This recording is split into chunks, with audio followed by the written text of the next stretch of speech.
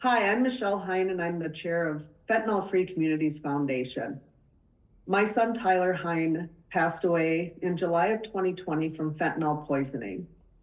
He had been working his recovery for 4 months when a dealer reached out to him several times, telling him he had pills to buy. And on about the 12th time, my son, for only reasons he knows, agreed to buy a pill, and it was 100% fentanyl, and he deceased that evening. Hello, everyone. My name is Paul Ostrow, and I'm a recently retired prosecutor from the Anoka County Attorney's Office. I spent the last decade of my professional life prosecuting high-level drug traffickers, the last 5 or 6 years of those seeing the tremendous tragedy that resulted from the epidemic we have now in this country and in our state involving the use of fentanyl. So it is those experiences and my desire to work with people like Michele who have suffered the ultimate loss that has led me to this cause. So Paul and I met a year ago this month. Paul had seen an article in the Star Tribune about our Faces of Fentanyl display we had at the Capitol during the 2023 session. And he wanted to talk to somebody about putting together a coalition who could fight this epidemic in Minnesota. So I'm happy to report that when Paul and I met the first time, there was no turning back. We agreed that we both had a lot to bring to the table, and it was a really big uphill battle, and we agreed to take it on together. In July, our foundation became a 501c3 organization, and we have been raising awareness and educating the public ever since. I'm happy to report that last session, the 2 bills that many people had been working on for many years finally did pass, and it was to increase the penalties for fentanyl possession and distribution, and to get Narcan in all public and charter schools. And again, I must reiterate, people have been working on this for years.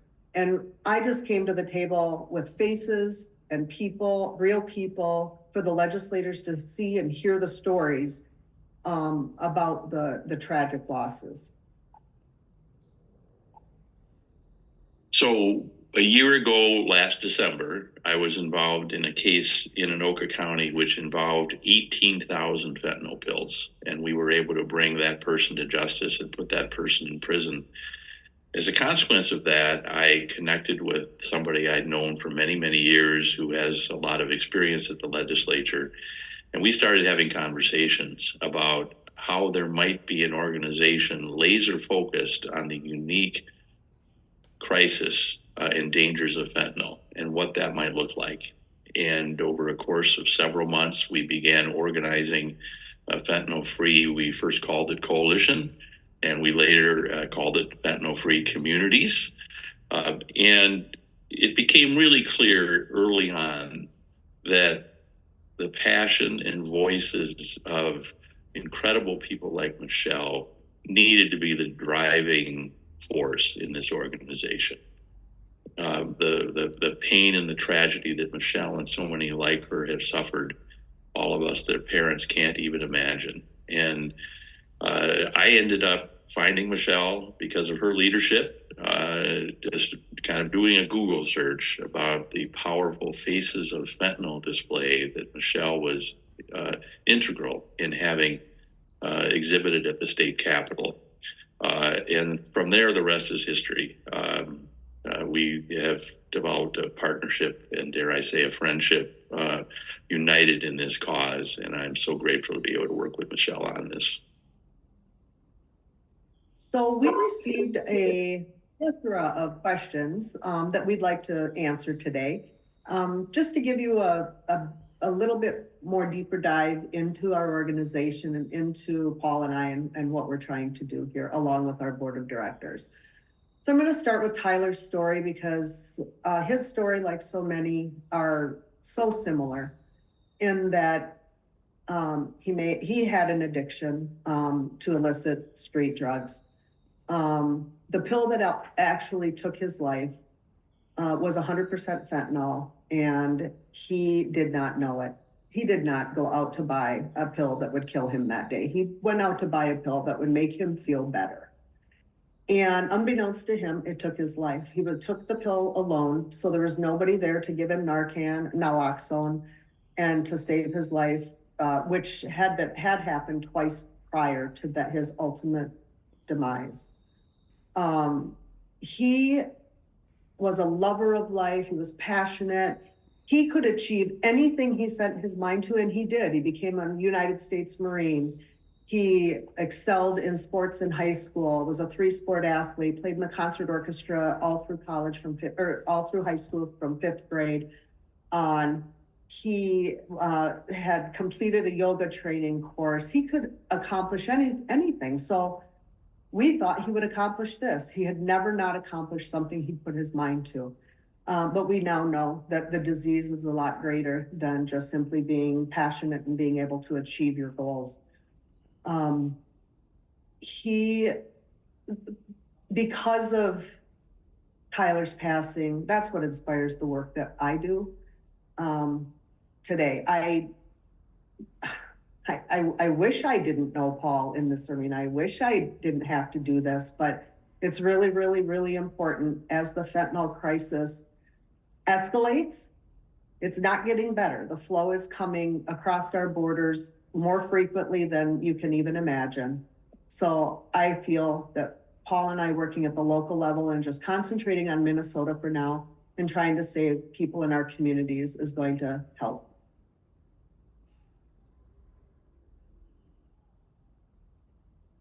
Paul, I think the next question is about your distinguished career in public service law enforcement and what motivated you to focus on the fentanyl crisis. You kind of alluded to it in your intro, but can you tell us more? Thank you, Michelle. Well, I grew up with parents who had strong social consciences and went to St. Olaf College as well, where there really is an ethic of public service and giving back to the community. And I've attempted during my career to do that. And as old-fashioned as it may seem these days, really believe that public service is about improving the lives of people, about doing that in a way that has integrity, that brings people together and doesn't divide them. That's the way I tried to lead when I was on the city council, and that's the way I tried to do my job as a prosecutor. Many or most will remember in 2016 when Prince died from an overdose in fentanyl. And I was taken at the time by the fact that this tragedy that happened in Minnesota was something we were not paying enough attention to. And I began talking to people even then on the East Coast that saw fentanyl ravage their communities. And frankly, became extremely disturbed and frustrated at the lack of response here to this issue. No one wanted to talk about it. Nobody wanted to do anything about it. It started killing people increasingly over the next period of years to the point now where we're losing between 1,000 and 2,000 lives a year. Certainly my work as a prosecutor, especially working with families who have lost loved ones to fentanyl, but also ones who are struggling with addiction and parents that are terrified as to whether or not their own children will survive, left a real mark on me. And when I looked at what I wanted to do when I retired, knowing that I still have a passion to make a difference, I just felt this was the place for me, that where my passion and hopefully my background and experience all comes together. And I feel even more strongly about that today than I did when we started this organization, that this is a place that collectively we can really make a very big difference. Next question is directed toward me on how I deal personally with our tragedy and how I've channeled my grief and advocacy and action against the fentanyl crisis. The bottom line is this profound grief that myself and hundreds of thousands of other family members feel every day is all because of this scourge in our communities. And we are here to help save lives. We need to educate and raise awareness, make sure every family member, every young person, whether in active substance use or not, needs to know that one pill can definitely kill. I'm stealing a line from the DEA. One pill can kill.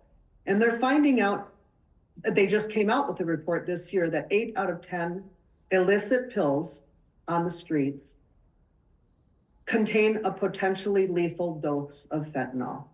And they find this out by all the seizures, and they test every single pill, and this is what they're finding. So whereas the grief can come upon me 3.5 years later and just buckle me to my knees, and I have to allow myself to do that and feel the feels. And it might be easier to not have those emotions when we're at a board meeting and we're discussing activities and awareness campaigns and things like that. But then every week I hear about somebody passing away, and it takes me right back to that place where, again, I give myself grace and I allow myself to feel what I need to feel. And then I pick up and I move on again. The next question's for me, but I just want to respond a bit to what Michele said, that I just have been so inspired by the courage of people such as Michele, who have gone through this ultimate loss. And those of us who haven't, I don't think there's any way we can know how we might respond. But I do know this, that the courage that it takes for Michele and other parents who are working on this effort to do this work in the midst of that grief and tragedy is something that I will always just admire. And I just want to make sure I say that, because it needs to be said. Thank you. The next question that I have is next question's for me, and it is as my perspective as a former prosecutor of narcotics cases, and what were the biggest challenges in prosecuting drug dealers involved in selling fentanyl. Let me start by saying one of the challenges, frankly, relates to how the court system addresses this issue, how our laws address this issue. I have believed and will always believe that knowingly selling fentanyl to make a buck is a very serious crime, but also is something that is morally deplorable. And I know sometimes that's not the language we like to talk about anyway. But frankly, there is a difference between trafficking in cocaine or methamphetamine, which, don't get me wrong, destroy people's lives, versus making a buck off something that has a significant chance of killing the person who buys it. As a society, we have to say that's wrong. As a society, we have to say that's something that deserves punishment. Now, are there circumstances certainly where somebody maybe is a middle person and is mostly a user? 100% prosecutor offices need to look at that. But I, for one, think we should never excuse the action of someone who, in order to make a buck, is distributing something.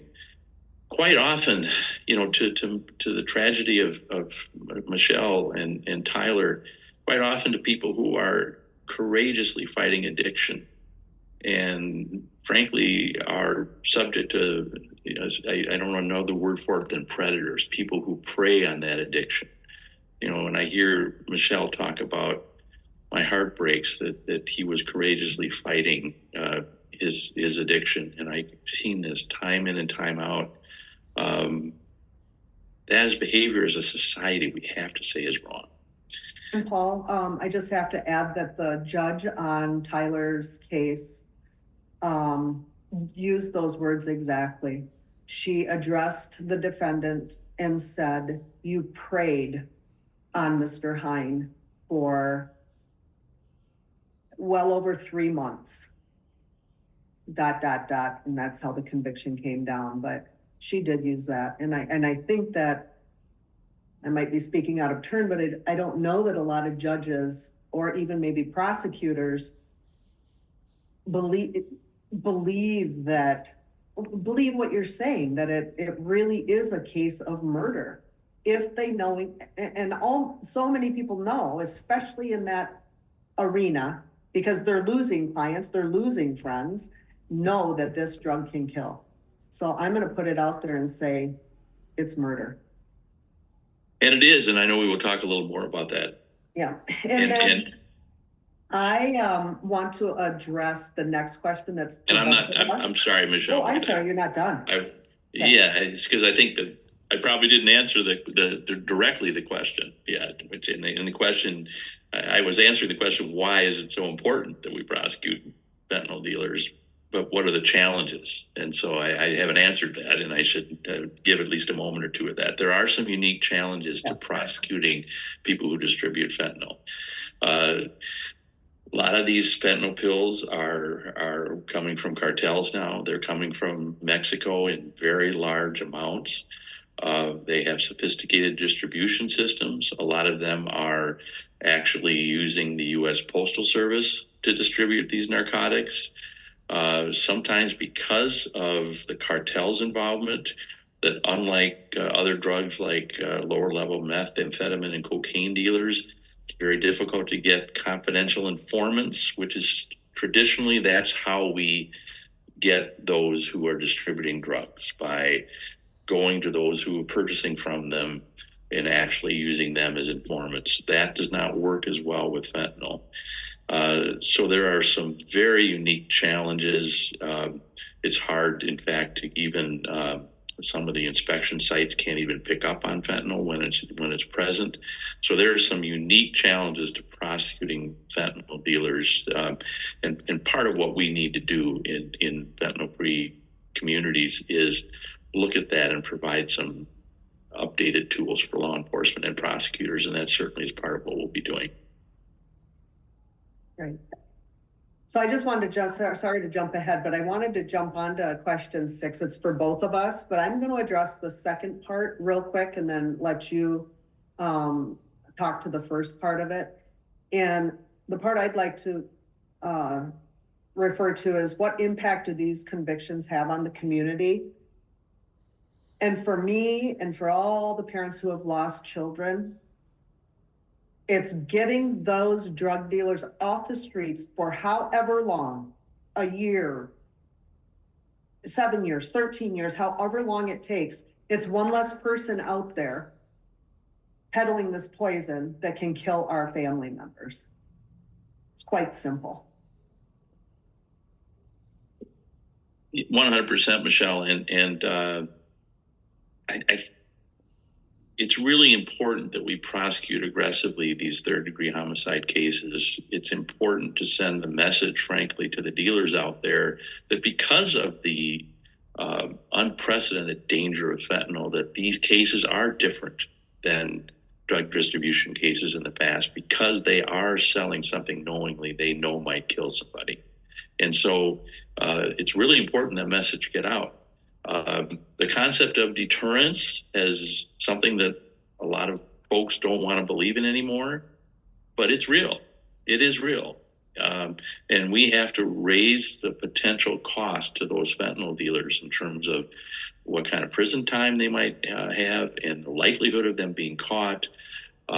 Because I, for one, still believe that deterrence and deterring crime is still important.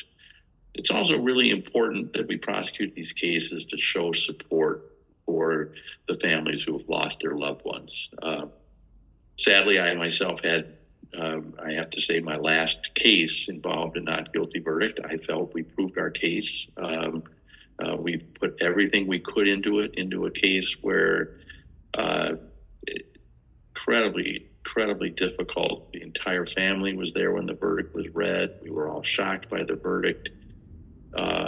I would not have done a thing differently, because we needed to fight with everything we had to honor that family and that victim, and to make sure that, to the best of our ability, justice got done. And I would hope that every prosecutor's office in the state takes on the challenge of these cases.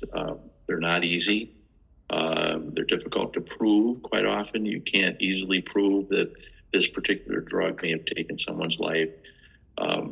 But it's really important to send the message as a society that you will be held accountable. Paul, can you explain the role of policy changes that might need to happen in combating the fentanyl crisis? Are there any policies that you're advocating for?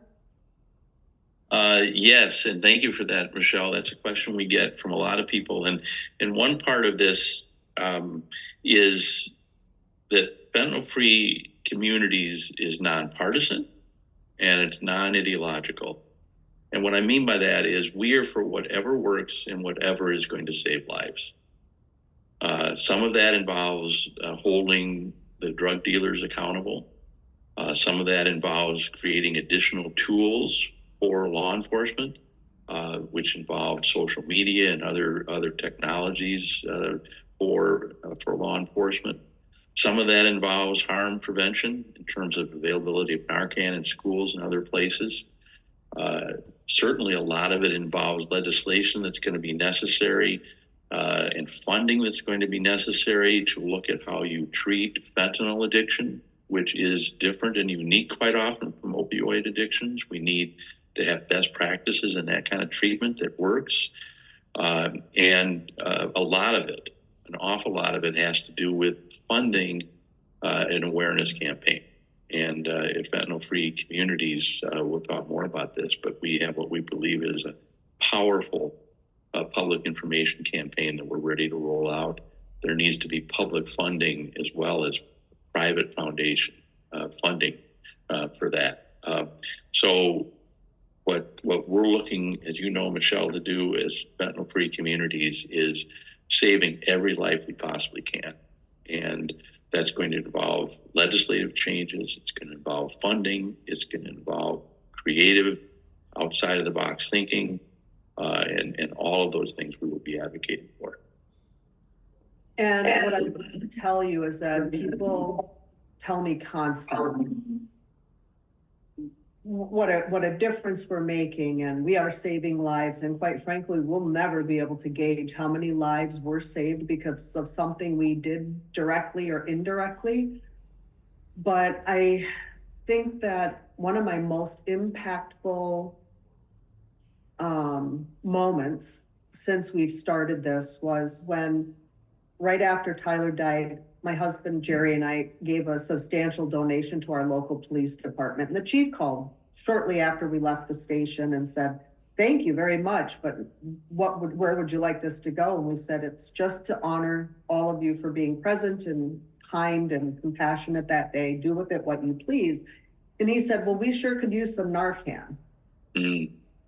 You don't have Narcan? Well, yeah, but not every officer has it, and sometimes it's out of date, and they should have a couple of doses because it doesn't always work after one dose. So could we use those funds to purchase Narcan so they have multiples on them at all times? We said, absolutely.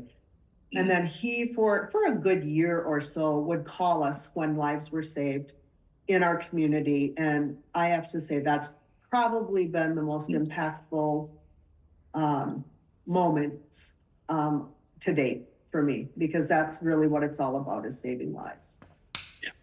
Yeah, absolutely. So,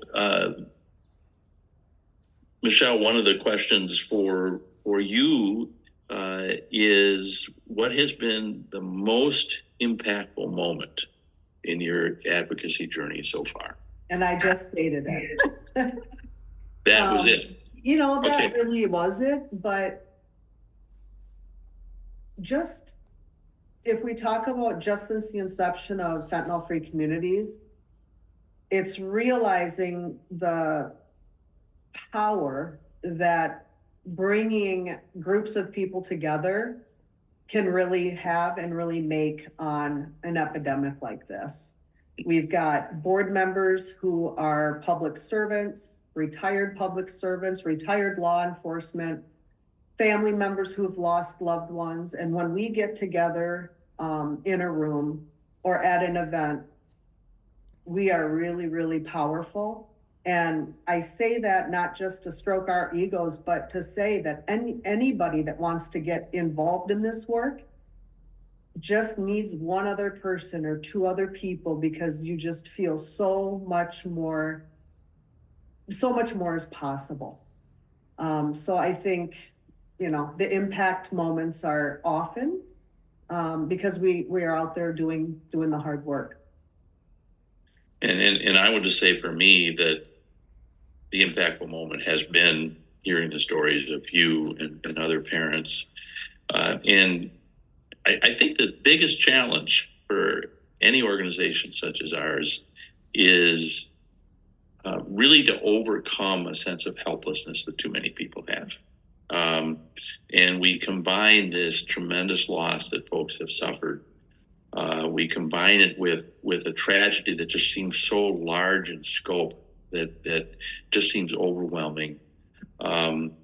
With frankly and unfortunately a political culture and a culture in general that feeds on cynicism and skepticism and helplessness, really, a sense that there's nothing we can do. So I don't think I know that people care about this issue.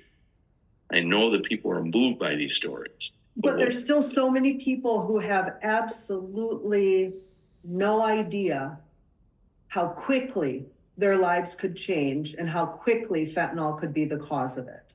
100%. I can't even tell you the times where people say things to me that, I guess to their defense, if I look back, maybe somebody would have said something to me and I would have poo-pooed it off, or that's not going to happen to my family, or that can't happen to us. That can't happen to Tyler because he can achieve anything he wants to achieve. But the bottom line is we need to get people to hear our stories, give them the resources to delve in and do their own research on what fentanyl is and the illicit fentanyl is and how it might affect somebody. Because it's not only taking those in active substance use, it's also taking the kid at the party that might take a pill. Oh, my friends took it and they're fine. And then they take it and they get the pill with the 80% fentanyl in it. So I think the impact on our communities is too great for us not to be doing this work. 100%. And so what we aim to do, I think, is create a feeling of empowerment in every community out there. I remember a couple summers ago talking quite a bit with the Muslim community on the Cedar River side, who was just seeing a lot of tragedy involving fentanyl, and a real commitment that they had to address this because parents just had this fear that they were constantly living with. So on the one side of this, we have the tremendous grief that Michele and so many others have, but we have a growing fear among parents and what we want to do is turn that fear into empowerment. And that, I think, is one of the most important things we're going to try to do. Let's jump to what strategies you believe are most effective in removing illegal firearms from the streets, and how does this relate to the fight against fentanyl? So we do get this question a lot. And I said earlier that certainly the cartels are involved in the distribution of fentanyl. And anytime cartels involved, you have violent people involved and you have firearms involved. I will say this, however, my view is that when you are in possession of a large amount of fentanyl, with or without a firearm, you are presenting an extreme danger to the community. And so I think we need to change a little bit of how we think about these things. And I would commend Andy Luger for much of the work that he is doing on this issue as well. But I think we have to be a bit cautious in that some of the laws we've had in the past that relate to possession of narcotics along with firearms, they're certainly appropriate and I support them.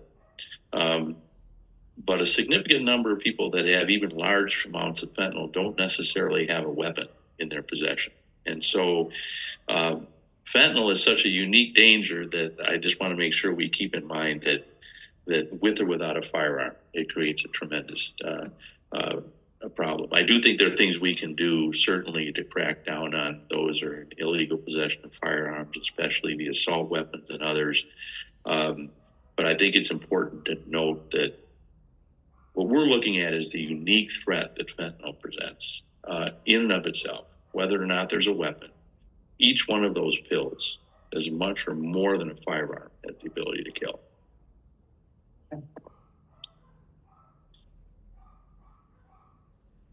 So I guess the next question I'm looking at here is for you, Michele. I'll have you start anyway. Can you share a success story or a significant achievement of the Fentanyl Free Communities Foundation since its inception? So I think us just being here is a success story. And we are very new, we're a year into this. But what I can say is that at every speaking engagement, at every community event we've been at, the impact has been so deep and so profound for those people in attendance and for us that I think that I don't know how much more significant it can be. At every event, we've got people that come up and share their heartbreaking stories of mental illness, suicide, use of illicit drugs, and how it's ripping apart their families.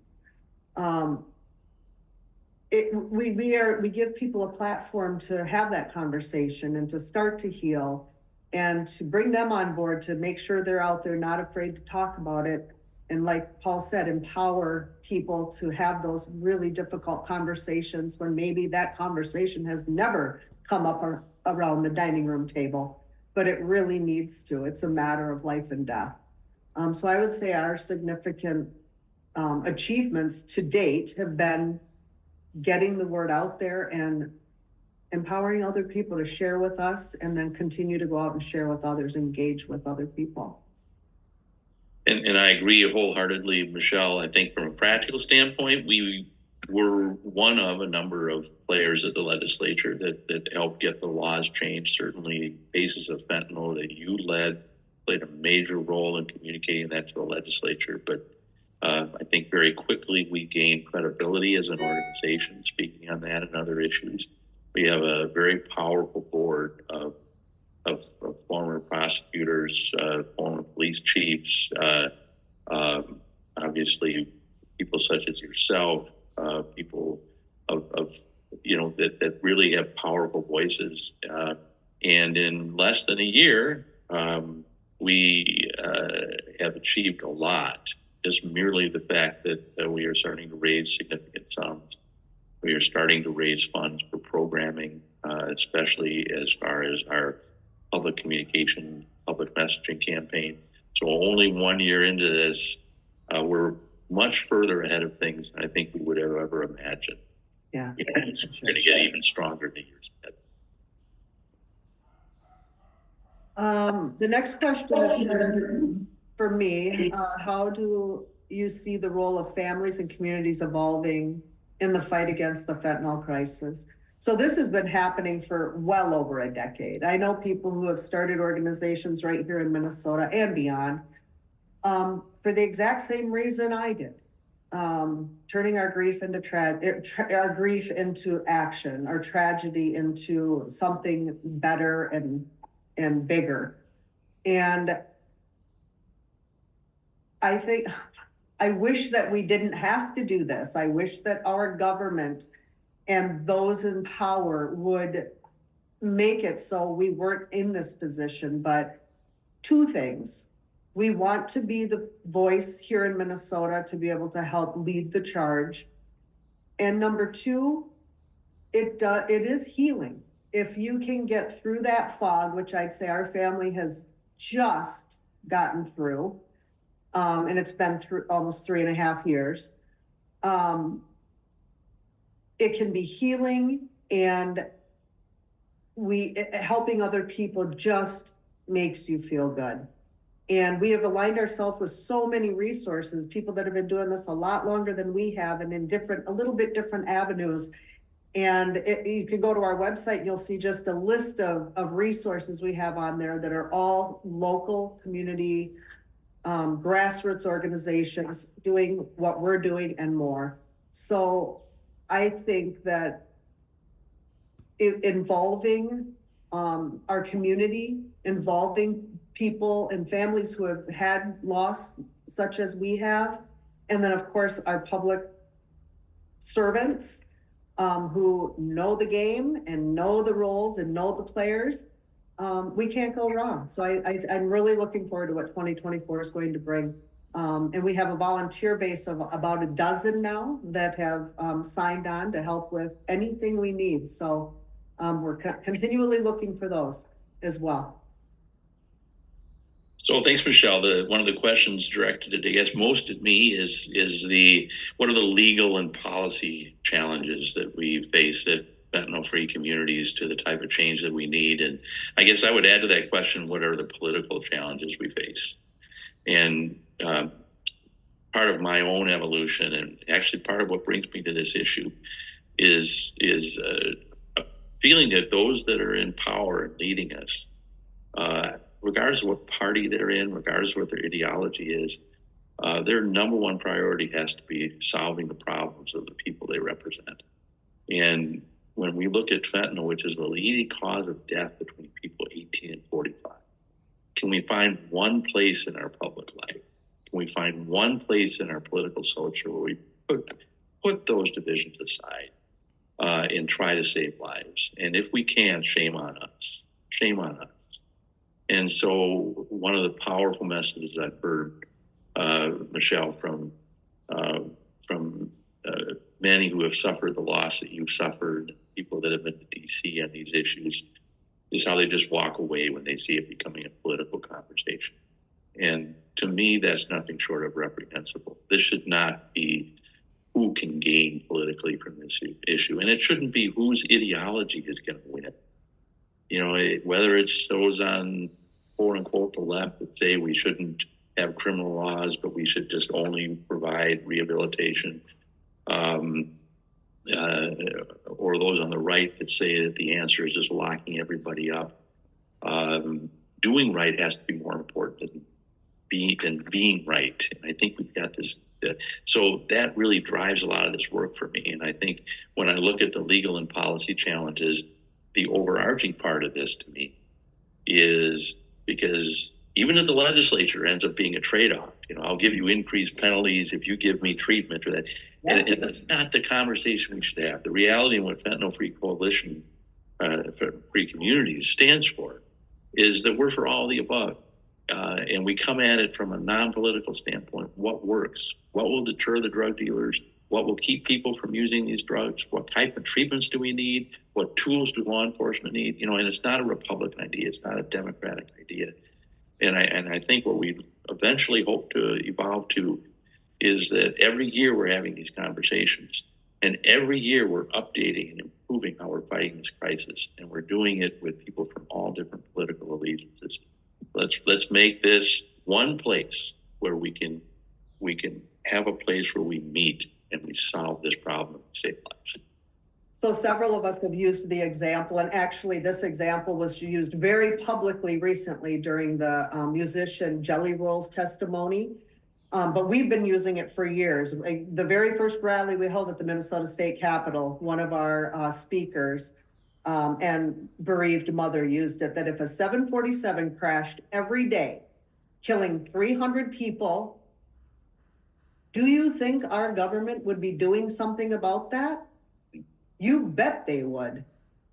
But 300 people in our United States die every day, and we're still at a standstill. If that's not a powerful representation of what our elected officials should be working on, I don't know what is.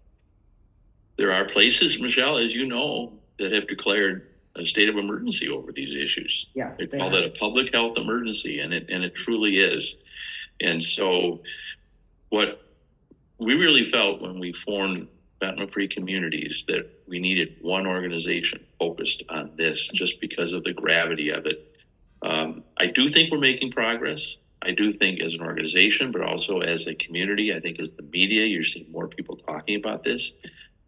But no matter who you are, whether you're a sheriff or a legislator or whomever you are, a prosecutor, everyone needs to be focused on this and working together. And it's an uphill battle if the flow of fentanyl is increasing into our communities. Yeah. No doubt about it, with our messaging, we'll save lives, but we need some help from the powers that be. And again, it's not, to your point, it's not just demand, it's not just supply, it's all of the above, 100%. So I think the legal and policy challenge is, in 2016, there was some significant changes to the drug laws, most of which I supported. And a lot of the legislators, well, we've done drugs now, we've done the reform, we're good. This crisis is worsening, and elements of it are changing all the time. And so the sea change is every legislative session, whether you're at the state capitol or a county board or a city council or whomever you are, we have to evolve far more quickly. We don't have time to waste. We don't have 4 or 5 years to study this, or 4 or 5 years for a bill to pass, 7 years for the bill, the very simple bill. We were one of the last places in the country to change the bill on fentanyl penalties. We're losing lives, as you say, every day. So the challenge is that sense of urgency. We don't have time to waste. So Paul, as we come to the end of our time together today, let me ask you, as you dedicate your retirement to this cause, what are your hopes for the future for Fentanyl Free Communities and its impact? Well, my hope for Fentanyl Free Communities is that we save lives like your wonderful son. And that's really what it all comes down to. And, you know, that's what's so hard about this. How do we create a message of hope amid so much tragedy?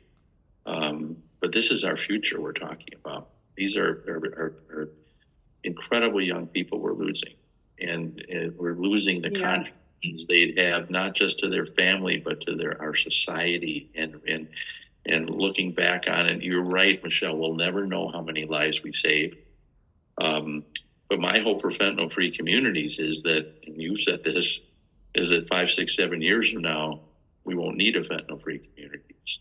That's ultimately our goal. When our granddaughter was born 3 years ago, I don't know, this just jumped into my head. I said, I don't want fentanyl to be a word that we ever hear ever again in 12 years.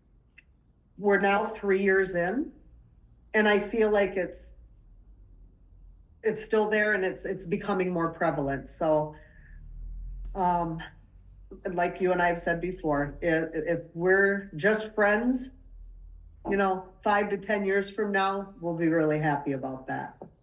And I think, go ahead. No, and I was just say what we want to bring to the table, we want people to have a sense of possibility amidst all this tragedy. What is a sense of possibility? I think the good news is there's so much that can be done, so much that we're not doing. If we get the kind of powerful messages out there to our youth, and they don't take that one pill, people can be a part of saving a life. Maybe this life they'll never know. If we give law enforcement and prosecutors the tools they need, we can make some real progress. So the hard part is that we have so little we've done so far collectively in Minnesota that we need to do. But the positive thing is there's so much we can do that I think most reasonable people would agree. I mean, most of the things that we stand for, Michele, are things that maybe 95% of the population would rally behind. And so there's a tremendous possibility of what we can do. So it's kind of a good segue into an event that we're hosting on February 19th. And would you like to speak to that for a couple of minutes, our last couple of minutes? Sure. So on February 19th, we're having an event. Anybody watching this is invited. It's a very open and public event. We've got 10 lanes at Park Tavern, and we're asking for a $40 contribution of sorts. But with that, you get all your bowling, and you get bowling shoes, and you get a dinner, a pizza, and most importantly, you get to meet powerful people like Michele and our entire board. And we're, at least in part, promoting this as my new role, which is, of course, changing from my role as a prosecutor, where I retired a couple months ago, into this new role. But it's really about celebrating the work that Fentanyl Free Communities is doing, and more than anything, just getting the message out. And that's what we ask people to do. Whether you can come to that specific event or not, please like us on Facebook. Let your friends know about it. Michele, you could speak to this more than I could, but even myself, the majority of people that I talk to now know of somebody, if they themselves have not lost a loved one, they are close to someone who has. And we want to make sure that everyone that is out there knows that our organization exists and we're there to support them. Perfect. Well, thanks, Paul, for your time. It was fun chatting with you today. Thank you, Michele. We'll do great things together. I appreciate it.